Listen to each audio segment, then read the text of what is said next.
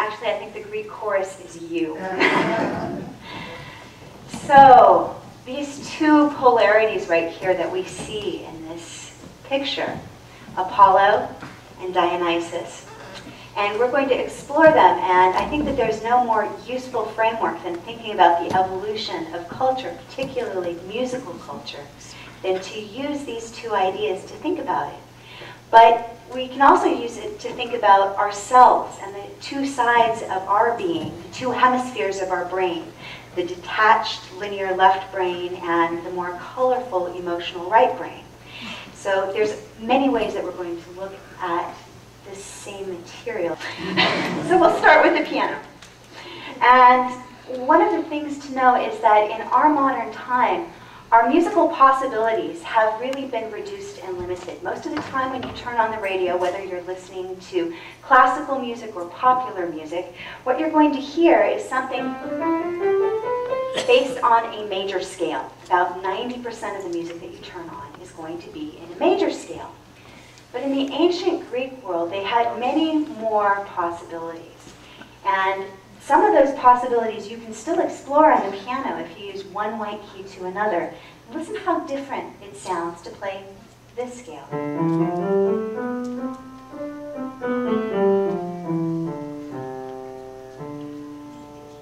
Do you feel something different in your body? It's a little darker, more mysterious. What about this one?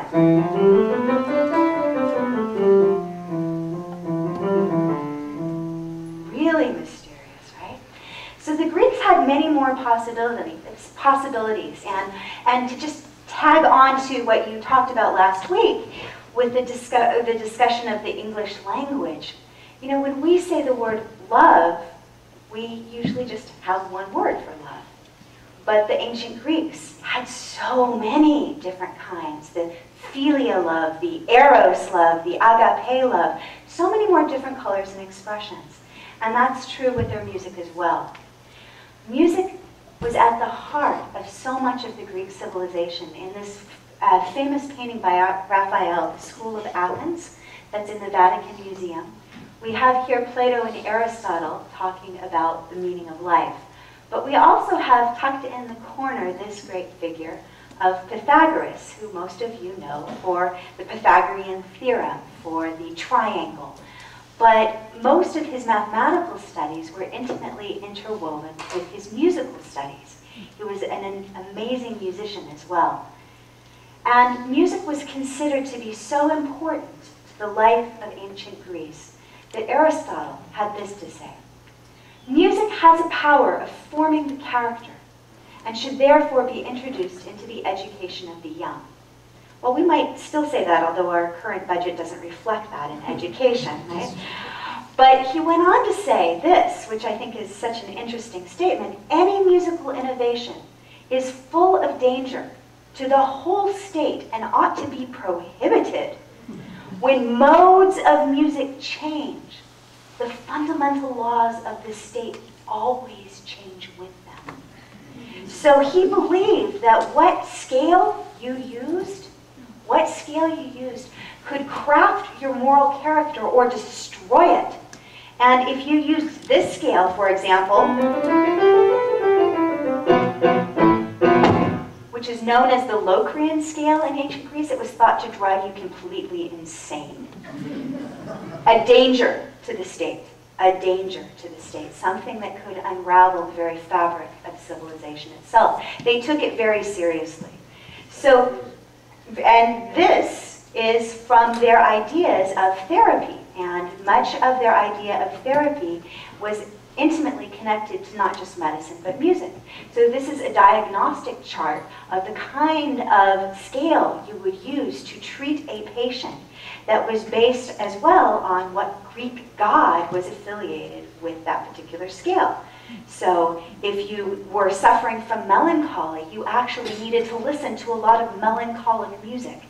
And I imagine some of you have had that experience. Do you remember back when you were a teenager and you had your heart broken and it was lying in a puddle on a floor somewhere? And what kind of music did you want to listen to? Upbeat, happy music? No, you wanted to listen to the saddest possible songs to cry your eyes out. And that's what would make you feel better, is the ones where you would be weeping and moaning for your broken heart. Well, the Greeks knew this. And they also knew that if you were suffering from mania, what you needed to do is listen to the kind of music that was really ecstatic, that would get you jumping up and down, and that would help calm you and bring you back into equilibrium. So music lay at the heart of so much of Greek culture, so much so that when people would go on pilgrimage to places that were presided over by the god Asclepius, what they were really looking for in part was a musical cure. A musical cure. Now, interesting to note that in modern science, we're starting to get this back, and there's actually an institute at Harvard that is researching the effect of music on the mind and doing interesting, fascinating work with Parkinson's disease and Alzheimer's patients based on using music therapy again. But it's all going back to the ancient Greek realm. Well, poor Nietzsche, I saw many hands raise their hands, the dark days of studying Nietzsche in college out there. And Nietzsche was himself an avid student of the classics. And perhaps one of the ways that we see that most clearly is his first published book, which is called The Birth of Tragedy, where he wrote this while he was wrestling with these ideas of music, with a kind of sense that actually something had been lost since the days of ancient Greece. Something had been lost, and he really wanted to reclaim it. He wanted to send out a call for a kind of music and art that wouldn't be just pretty, but would actually be transformative. The kind of art, music, and theater that would rip down into your soul, grab it, cause you to cry and weep, and leave a changed person. The way that he believed that citizens in ancient Greece experienced the life of the arts there when they would go to see the great dramas. Now, it's got a fascinating story because he wrote the original version of this book as a birthday present. Wouldn't you like to have a book like this as a birthday present? And he wrote it as a birthday gift for Richard Wagner's wife, Cosima. And he had come to visit along with King Rudolph, who you may know from his famous Sleeping Beauty castle in Germany that he constructed. The two of them were guests at a rather extraordinary dinner party, along with Cosima, Wagner's wife, and Wagner himself, and Cosima's father, Franz Liszt. And they had this dinner party here at the edges of Lake Lucerne in Switzerland. And at this dinner party overnight, they gathered around a round table, and they were talking about music and philosophy and the ancient Greeks, and what the world needs now. What do we need to make the world as filled with richness and excitement as the world of the ancient Greeks had been? Well, Nietzsche stayed up all night with these ideas buzzing in his head as a young man, and he wrote in a blinding flash what became this idea of the birth of tragedy, which he then presented to Cosima Wagner for her birthday, along with Richard Wagner's serenade. Richard Wagner got the orchestra to come on the staircase and serenade his wife as she woke up. All you men in the audience, take note. Inspiration. Now that's a birthday party. That's a birthday party. And so this all in celebration of Cosima, who had been the daughter of Franz Liszt and Countess Marie. And so this is where the genesis of this book comes from. And in it, Nietzsche's really wrestling with this idea that, and maybe some of you feel this way, do you sometimes turn on the radio and you go, gosh, music just isn't as good as it used to be? Does that sound a little familiar? You go, what happened to the good old songs? Right? What's all of this? Well, Nietzsche was in many ways having the same reaction. He was looking at cultural life around him, and except for Wagner, who at that time in his life, he absolutely adored. Later, he changed his mind, but at that moment, he was a big Wagner fan, and he basically said, you know, everything has gotten so much worse since the time of the ancient Greeks, Except now we have hope. We have hope that Wagner will lead us into a new realm where we can open up our heart and our mind and our spirits and finally touch in to that blinding brilliance and inspiration that the ancient Greeks knew. So it was quite an homage to his host, don't you think, to have penned this book here? And so what he does that is so beautiful is that he really decides that what he wants more than anything else is to have a sense of the Dionysian spirit to come back to life. So we're going to do a little talking about that right now. And that world of the ancient Greeks that had gotten somehow out of balance in our modern times. This is the oracle at Delphi, and as some of you know who took my class on the Muses a couple of years ago, in the ancient Greek world, people would go on pilgrimage there to have insight and learning. And one of the things that she said that is inscribed on the wall, the most famous thing perhaps, is know thyself and never leave the middle. Know thyself, which she said to Socrates. Now that becomes all the more poignant when you realize that in this temple, on one side of the temple was the god Apollo, and on the other side was Dionysus. Know thyself and never leave the middle. What are these two sides? And it points to this question about what is really valued in culture. Because Apollo stands for one set of values. His set of values is the mind, the intellect. And what he stands for is light. He's the god of the sun. He's elegance and grace. Dionysus is the opposite. He is about raw emotion. He is about the heart. He is about deep darkness and tragedy and intensity. So they're very, very different.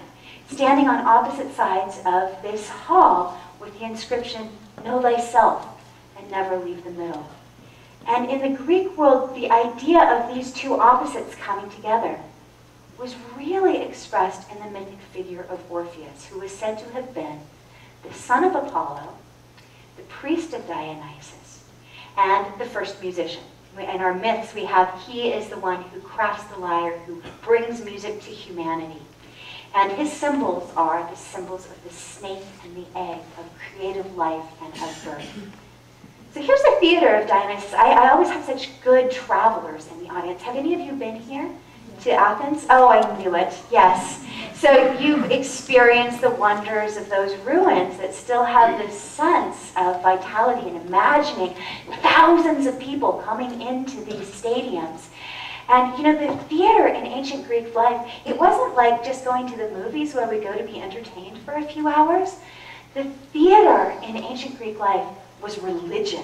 It began with a huge sacrifice. There was a procession of priests. They were holocausting goats and bulls, and it was a state holiday. In fact, they even let prisoners out of prison to go to the theater, to hear the theater festival, because they thought it was so important to the culture to share the same stories, to experience together the same myths.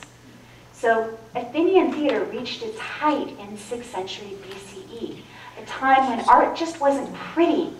Art was necessary.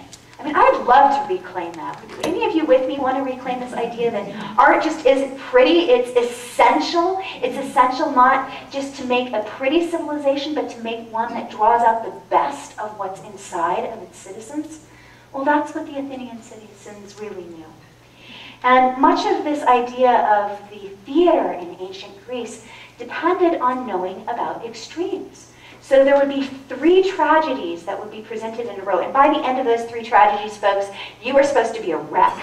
You were supposed to have gone through your box of Kleenexes completely. You were supposed to be wandering around weeping your eyes out for poor Oedipus, poor Electra. Oh my God, the tragedy of life.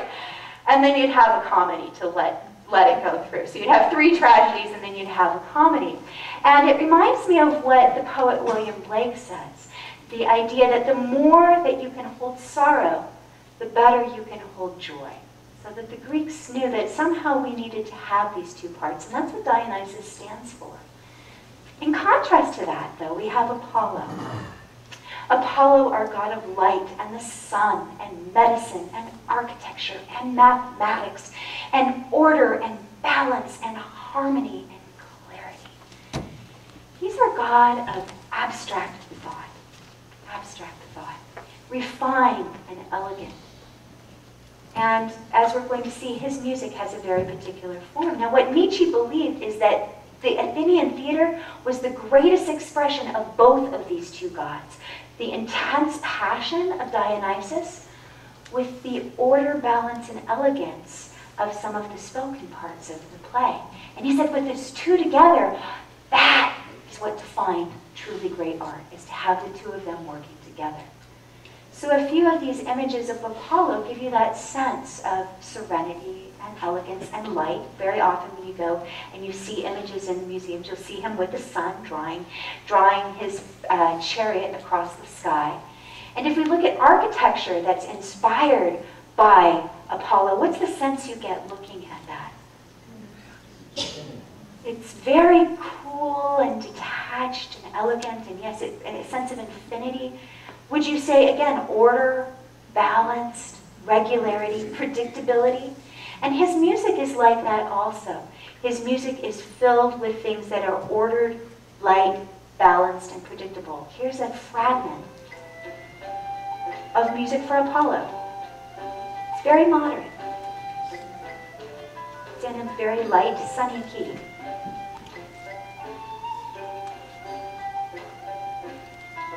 You can just imagine just a very ordered, calm procession.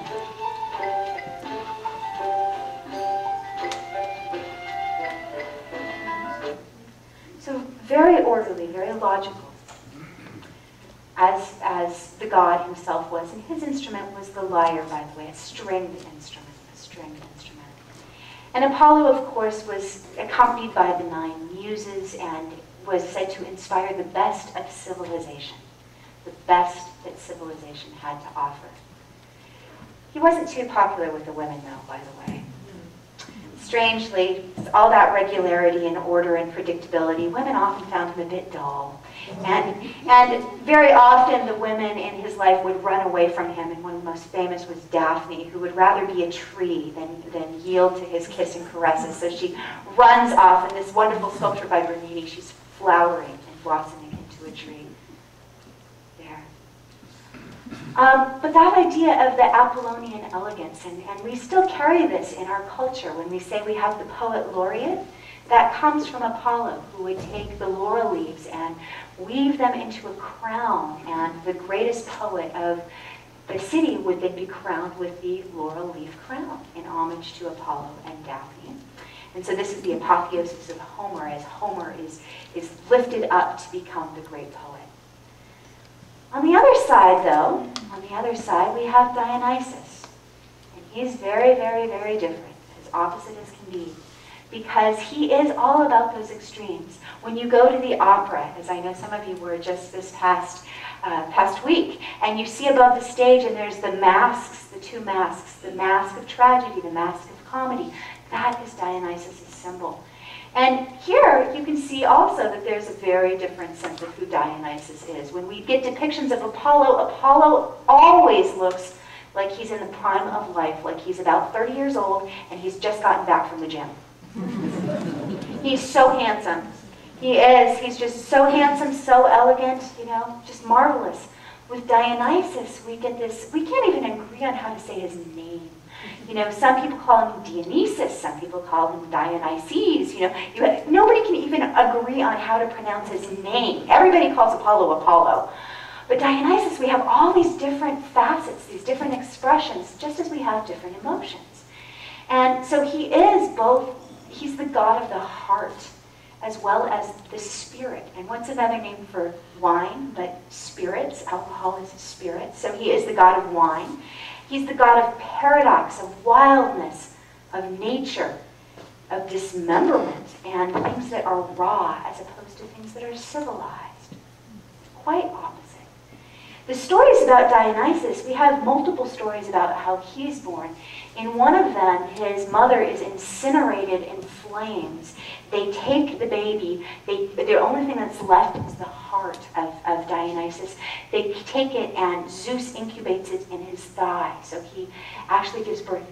He's born 3 times, not just once, but 3 different births for this Dionysus figure. And here you have in the ancient Greek vase him coming out of Zeus's thigh in his last birth, right there, being born there.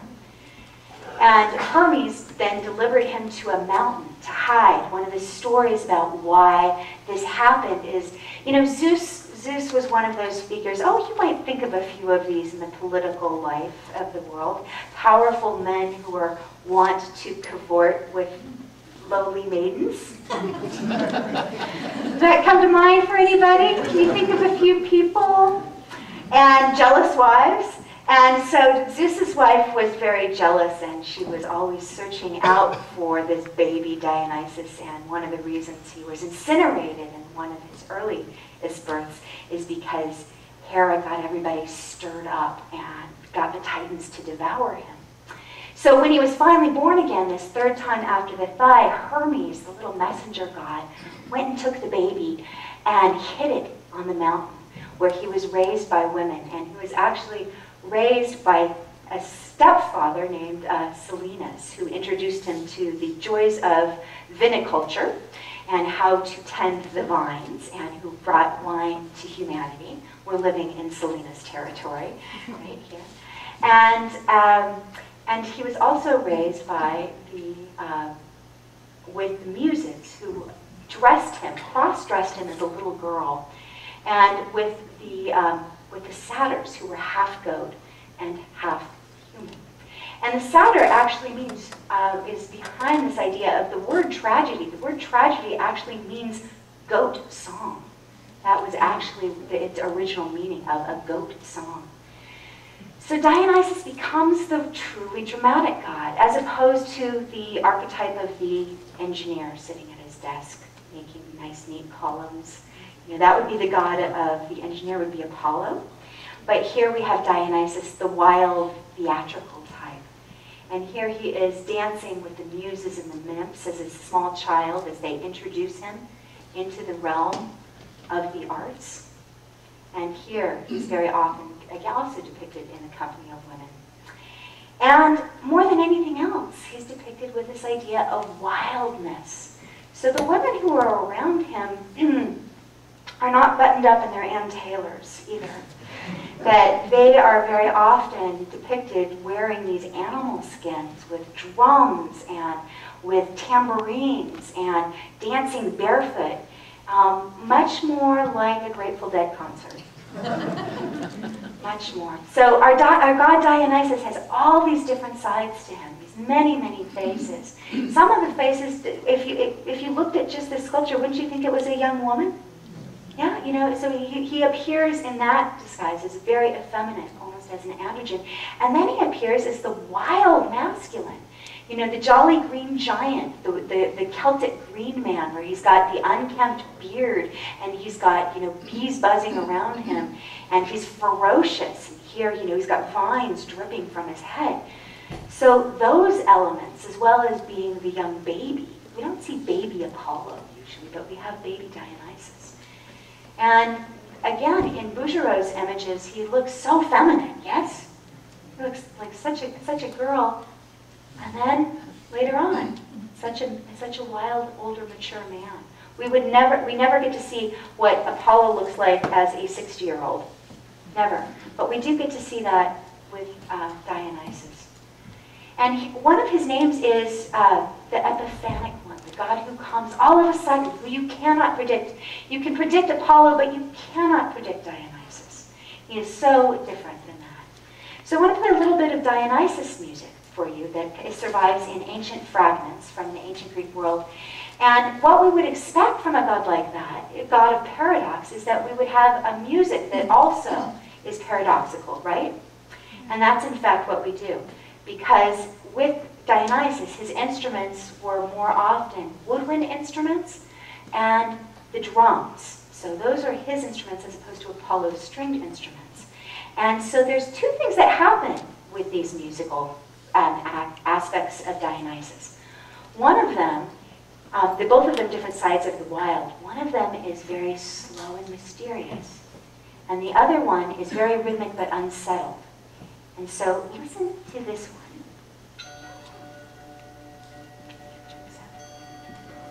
And notice there's no predictable beat.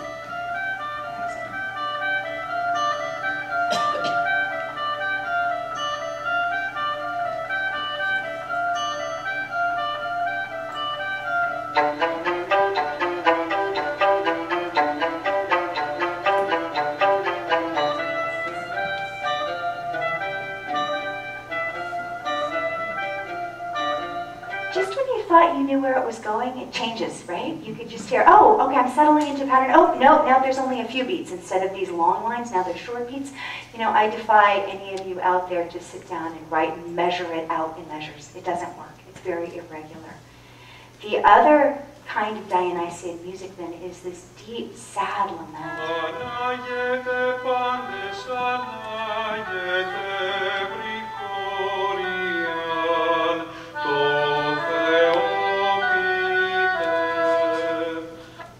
Now both of these are fragments. You know, when you would go to ancient Greece and you would go to the Athens and you would go to those great plays, the Oresteia, or you'd go see Oedipus Rex, those were sung.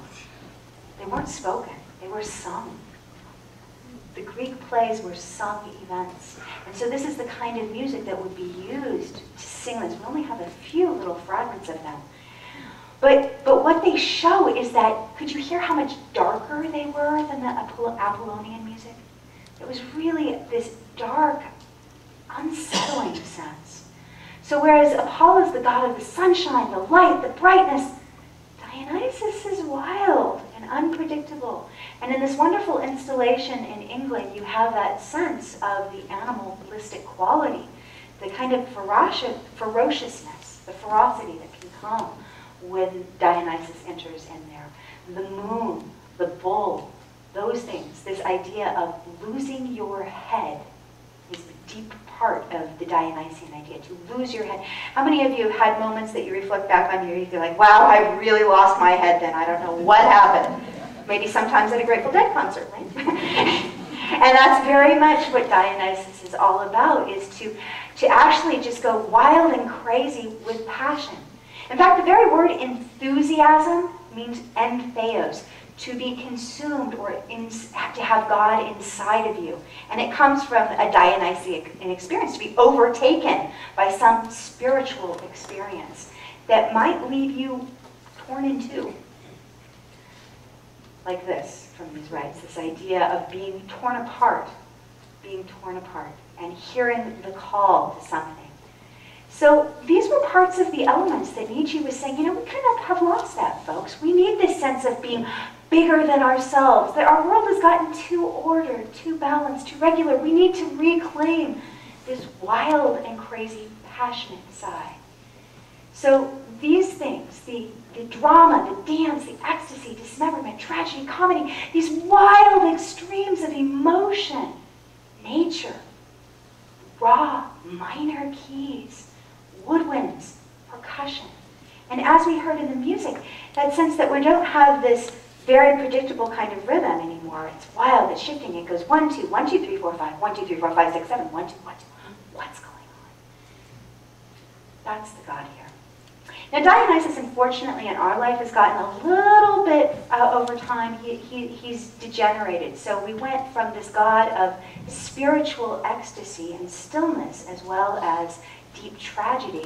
And over time, you know, he ended up becoming the patron saint of fraternities instead.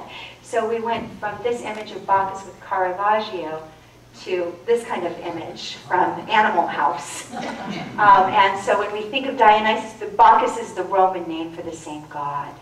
And so when we think of a Bacchanalia, it's just a degenerate big party where everybody gets drunk and does things that they regret at least a year later. But originally he was a very mystical god, a mystical figure that would bring a sense of transcendence. There are vestiges of these Dionysian rites in the world. Some of them actually occur in Germany. If any of you have been there for first night, have anyone seen that? Yeah, so that actually comes from these ancient Dionysian rites. And here you can see this one of the processionals used to be led with a pine cone on top of the staff. So here you have the modern manifestation of that with the masks. And Carnival in Venice is also a vestige of these ancient Dionysian routes in the world. And then there's this very bizarre festival called Kukeri in Bulgaria, which was said to be the birthplace of Orpheus, in which there are these enormous animalistic things that go parading with music and art. So all of this is the backdrop for Nietzsche's discussion of music. And what I found fascinating is if we take Nietzsche's idea that the most creative times in arts are when Apollo and Dionysus are in balance with one another, just like at Delphi, where they say, know thyself and never leave the middle. That the most creative moments in the life of an individual are where you can hold these two tensions in balance. And what's fascinating is to look over culture's long history as these two things go from one extreme to another, from one to the other. And we can see this really beautifully in the history of classical music. As we think on the one hand of Apollo, light, clarity, order, balance, regularity, and major key pieces of music. Or Dionysus, wild, ecstatic, dismemberment, emotional extremes, really slow, really fast, really quiet, really loud. Minor keys, woodwinds, percussion, and unpredictability. And so you can take the entire history of music and look at it and say, are we valuing Apollo or Dionysus, or are we somewhere in the middle? Are we somewhere in the middle? What is valued at a particular time? And you might think it for yourself, which do you value more? If you were going to make a choice, would you say, oh, I like Apollo much more, or Dionysus now, he's my wild and crazy god? Which one would you be drawn to? Which one would you feel, or do you feel like you have both of them in your life? And then what do you think about our culture, our world right now, as you look around? Where is Apollo in charge, and where does Dionysus rule? And where is there what we would call Orpheus? Because Orpheus, remember, the first musician, was the child of Apollo, who becomes the priest of Dionysus after he loses his beloved wife, Eurydice. And if we trace back music, classical music, to where most people look at it to begin with the birth of the Renaissance, it's fascinating to know that of the very first 5 operas that marked the end of the Renaissance, beginning of the Baroque era, out of 5 operas, 4 of them were about Orpheus. 4 of them were about Orpheus. So if Orpheus is this balance between light and dark, major and minor, order and freedom, passion and control. One of the best examples of this in the Baroque era is Johann Sebastian Bach. And Sebastian Bach, my favorite composer, thank you, he's one of the people on my pantheon, did the most amazing thing. And some of you might know that Andras Schiff is in the middle of a great Bach cycle in San Francisco. Did anybody happen to go down and see any of that performance? It's an amazing event. It's just incredible. And what happens with Bach that's so incredible is if we think of Apollo as a major key, and we think of Dionysus as the minor key. So here we have Apollo, and here we have Dionysus. Right? So you can feel the difference between the two of them. One very light and sunny, one very dark.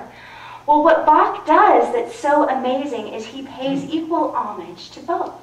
And in his most celebrated piano collection called the Well-Tempered Clavier, what he does is he takes all the keys that existed, every key there, and he writes a prelude and a fugue in a major key. And then he writes the prelude and a fugue in a minor key. And even there, a prelude was supposed to feel as if it was just unfolding.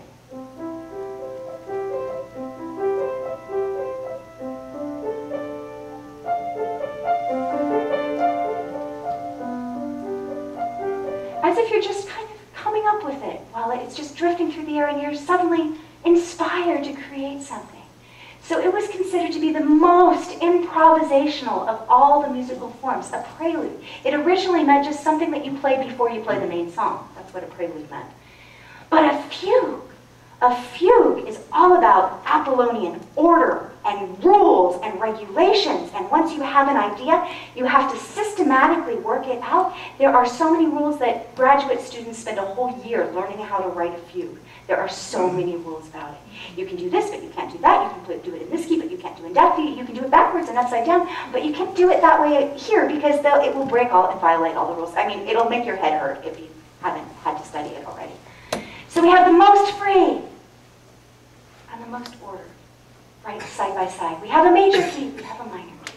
And he does this in everything, so he is in perfect balance. And one way we can think about the Baroque period is it is this wonderful paradox, and I hope we'll get to teach all of you music history one day and we can explore this together, that in the Baroque period it's this wonderful balance between passion and order. You have Apollo and Dionysus side by side. After the Baroque period, though, we entered into the Age of Enlightenment, right? And guess who is the god who reigns? You can tell by the name of what it's called. The Age of Enlightenment is all about light, right? And the god of light is Apollo, exactly. And so now we're in a different period. And this period of music history is very much about all of those Apollonian ideas of order, balance, clarity, grace. When you turn on KDFC and you listen and you hear Mozart, aren't those words that you would associate with the music that you hear when you listen to Mozart or Haydn? And this realm of music then, one way to just look at it very quickly is that Mozart wrote 27 piano concertos. 27. Do you know how many were in a minor key? 2. Joseph Haydn wrote 102 piano sonatas. Do you know how many were in the minor key? 4. So everything is about major, major, light, sun, order, balance, clarity. And if we needed any further proof of this, young Mozart, his very first opera, written at the age of 12, was Apollo and Hyacinthus. That was his first opera. It was paying homage to the Apollonian spirit. Order, balance, light, clarity, elegance, Apollo. Well, as we go through history then, what happens next? Because if we think about things as being pendulum swings, I mean, haven't you noticed that? That we went from the conservative 50s, to the wild and crazy 60s, and then we went to the Reagan era, and then things just switch back and forth often between one extreme and another, politically, socially, historically. Well, in music we did the same thing. So everybody threw off their white wigs, and what ended the Age of Enlightenment was in many ways that revolutionary spirit of the French Revolution, right? And what was the favorite way of doing people in during the French Revolution? What did they do? They cut off the head. So what myth are we suddenly stepping into with the guillotine? We're into the Romantic realm, and art suddenly moves away from light and moves into darkness. So we have now suddenly a proliferation of artistic images that celebrate nighttime and the moon and nature and wildness again. When you look at this, is this an ordered landscape? Or is this kind of dark, mysterious, creepy a little bit? More like our god Dionysus? And in music history, we find the same thing. That the favorite form of music during the classical era, if you go and you listen to 18th century music, you're going to find titles like Sonata in D major, or Symphony number 100 in F major, or Concerto number 3 in C major, right? These are the kinds of titles we get. And those titles, the titles themselves tell you that what matters is the form and the number and the major key, right? That's what it's telling you. When we move into the musical repertoire of the Romantic period, all of a sudden, those titles fall by the wayside. And instead, we get things like nocturne. Do you know what nocturne means? Night piece, right? We get impromptu. What does impromptu mean? Spontaneous. We get fantasy. We get elegy. What's an elegy? A song for the dead. We get humoresque, Dvorak's famous humoresque, which is about comedy, Dionysian comedy. So even the titles themselves, and you'll find, wow, Dionysus has suddenly wandered into the room. And more, if we look at the pieces that composers are composing when they are using formal things like concerto, the concertos by Chopin are, guess what? In minor keys. Johannes Brahms, D minor is his first concerto. His second is in B flat major ostensibly, but if you look at the number of measures in minor keys, it's fairly balanced. So you have this enormous sense, Grieg's famous piano concerto, Schumann's famous piano concerto, they're all in minor keys. Then, even within the context of the piece itself, what happens to time? In Mozart and Haydn, you could set your clock to that. It is regular, it is predictable. The metronome was invented for those very kinds of pieces, to have you have order and balance. But now you get into the Romantic works, and all of a sudden you see all of these other markings all over the music. And what are they telling you to do? Rubato, to steal time. Oh, what about this one? Morendo, dying away. Right? Or ritardando. So throughout the music with Chopin, you know, many of these Romantic pieces, you have this sense of time suddenly changing and shifting. And instead of being orderly, predictably Apollonian, suddenly it becomes more wild. And then in music, the extremes, oh my goodness, we have very, very soft and very, very loud, and we go have suddenly louds and suddenly quiets. You couldn't do that. You couldn't do that in the era of the Age of Enlightenment. It wasn't polite to surprise people like that. You know, to surprise people like that was not polite. It was not what a well-behaved person does. And this is actually the period as well where we start the very notion of to play by heart. Before that, music wasn't memorized. You would have it in front of you. But Clara Schumann is one of the people that we have to thank for this tradition of memorizing music, and when we memorize it, we say that we are playing by heart. So in the Romantic period, our god is pretty clearly not Apollo any longer, but Dionysus. And if Dionysus is the bringer of the strange, the irrational, the supernatural, the religious, and craziness, let's just take a quick look at these three composers' lives. So we have Franz Liszt. Franz Liszt would make women faint. He was the original rock star. They would faint, their corsets would be thrown. He ran off with other women, other men's wives. And do you know what Franz Liszt did at the end of his life? He went from one extreme to another. He did not live an ordered, balanced life. You can get that, right? He was not ordered and balanced. So at the end of his life, after bedding and wedding many famous women throughout Europe, what he did is he actually became a Franciscan exorcist. That's how he spent his last days, a Franciscan exorcist who was leading music in a chapel doing Gregorian chant. From having been the wild bacchanalian person on stage, he became an exorcist. Okay, what about Robert Schumann? Robert Schumann, first of all, Dionysus, god of dismemberment, Robert Schumann dismembered his hands trying to become a concert pianist. And that's why he became a composer. In his life, he became tormented by voices, threw himself into a river, tried to commit suicide, and died in an insane asylum. Clearly under the province of Dionysus, who, if you do not pay correct homage to him, drives you insane.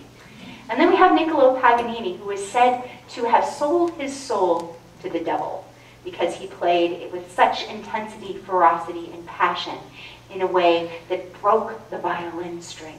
And there was an article that said he dismembers the violin.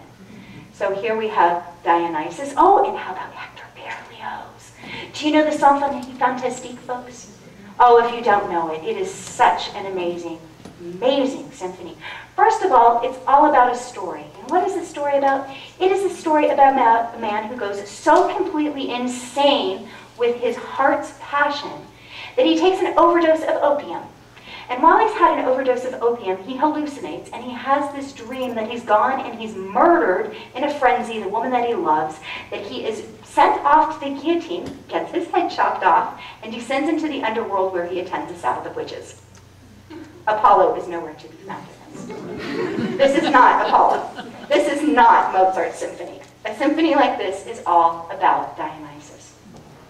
In the Romantic period, we might say that the person who best exemplifies that know thyself and never leave the middle, those two extremes, and finds that balance, is the magnificent Frederick Chopin. And one of the reasons why I feel like he is like Bach, someone who holds the tension of the opposites, is that here's a piece called the Fantasy Impromptu. And in it, we have this sense that the left hand is actually very stable and predictable. If I were to just play the left hand for you, you'd get really bored really quick. because it's very, very regular. You can actually just see right here. Do you see how it just does the same pattern over and over? And it's just staying here while the right hand is going all up and down in wild irregularity. And very often in his pieces, even the ones that are called nocturnes, the left hand, boom, boom, boom, boom, will be steady and stable, and the right hand will be doing all of these wild, crazy 7s, 13s, 5s, 9s, 11s. He has both in his music. As another example of extremes, Chopin wrote miniatures, pieces that are so tiny that some of the preludes are only 3 lines long. So we have the extremes of size. When we get to Mahler, we have the Symphony of 1,000! And we have a text that incorporates Goethe's Faust about a man selling his soul to the devil with songs of the Virgin Mary. So how about that for extremes, folks? Wild, crazy extremes. And that leads us to our modern period. So after we went from the Dionysian period, we moved to the modern age. And there's a composer, I think, that best exemplifies this idea of moving in these extremes, and that's the composer Igor Stravinsky. And so let me play you the beginning again of that first piece by Dionysus that I had, and I want you to listen to this.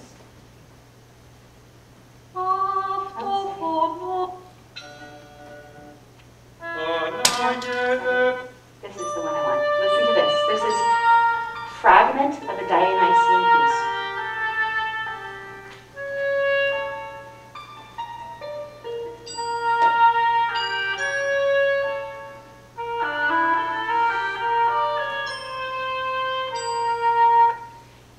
This is the beginning of the Rite of Spring.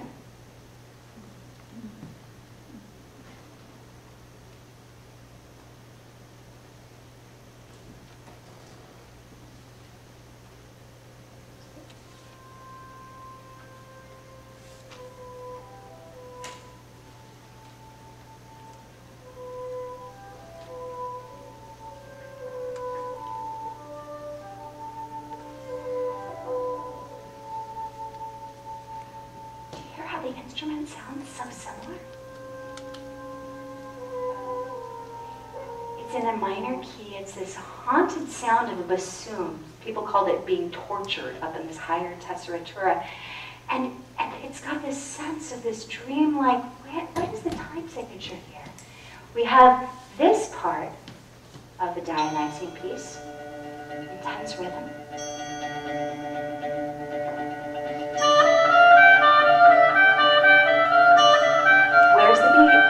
Find it. And we have this part of the Rite of Spring.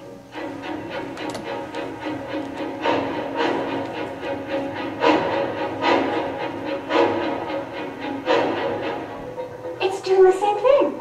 It's got this beat of 3, 5, 5, 4, moving all over the place, 11. We've got pounding percussion. We've got these sounds of other instruments, the horns, we've got this. Listen to this. This is wild and crazy music. It was so wild and crazy, you know, that the beginning of the Rite of Spring caused a riot in Paris. People brought vegetables and they threw them. They had to call the police.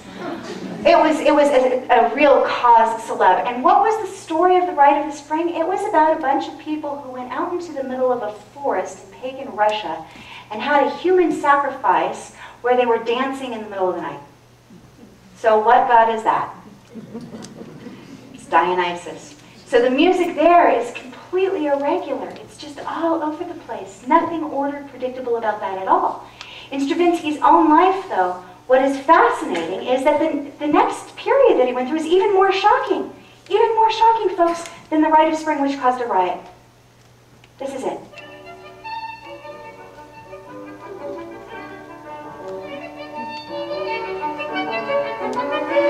This is Stravinsky. If I had told you it was Mozart, would you have believed me? Would you accept? Those of you who don't know it are nodding your head. It's a violin. It's poetic, balanced, light, full of clarity. Listen to the trills. It's just graceful and elegant. Don't you agree that this is so? That piece shocked Stravinsky's contemporaries more than the Rite of Spring did. Because what did he do? He switched which god he was obeying. He was under the god of Dionysus, and all of a sudden, what is he doing? He's running around, and now he's serving at Apollo's altar. And if we couldn't make that any clearer by the music, here is the text of a lecture that he gave at Harvard University. The more art is controlled, limited, worked over, the more it is free. The Dionysian elements which set the imagination of the artist in motion must be properly subjugated before they intoxicate us, and must finally be made to submit to the law. Apollo demands it. Stravinsky became an Apollonian for the next phase of his artistic development. And if you listen to much of his music, you would swear it was written in the 18th century in the courts with powdered white wigs. You would not believe it was done by a 20th century Russian. It's fascinating. The last period of Stravinsky's opus is that he comes together actually and he writes a ballet. And that ballet, that he reconciles the opposites, brings us back to where we started. It's the ballet Orpheus. So he takes the two. He had done in his journey what music history has done in a different order, that it has gone from one to the other and then found a resting place so often in the Orpheus. And if we were to look at today's contemporary musical culture, and I hope I'll get to do this with you sometime, maybe in Osher Lifelong Learning, and to look at this crazy wild field of contemporary music that alienates so many people, one thing that we could do is we could trace these same things. When did music become really rigid, like with Arnold Schoenberg and 12-tone music? Well, that's Apollo, absolutely. And when did it become really wild and crazy and completely a sense of no order, like John Cage? And then every once in a while we find a resting place in a modern composer. And my favorite modern composer is Arvo Pärt, the Estonian, who did exactly that. He went from one extreme to another and found an Orphic place. And in contemporary art we might find the very same thing, this idea that Orpheus is arising once again in our world, as it has in certain key elements like the Renaissance. And we can see that over, especially in the symbol system of the great land artist Andy Goldsworthy, who is absolutely obsessed with creating in nature a Dionysian film, a repetition of form, which would be very Apollo, and the forms that he chooses over and over and over again, as some of you might know from watching the film Rivers and Tides, are the snake and the egg, the two symbols of Orpheus. So I think on that we're ready to open up for some questions. Before we do that, I want to let you know that I will be here at Oakmont, and I will be teaching a series of classes called The Hero's Journey, inspired by the framework that Joseph Campbell established, but doing it through myth, music, and art. So looking especially at classical music, we'll take up this theme of Orpheus, particularly with Beethoven and the Ninth Symphony. We'll have a class on that. And then for those of you who might travel further afield, there's a course at Sonoma State called The Heroine's Quest that will be looking at that through myth, history, and film as well. So I think we're ready for some questions. We're going to be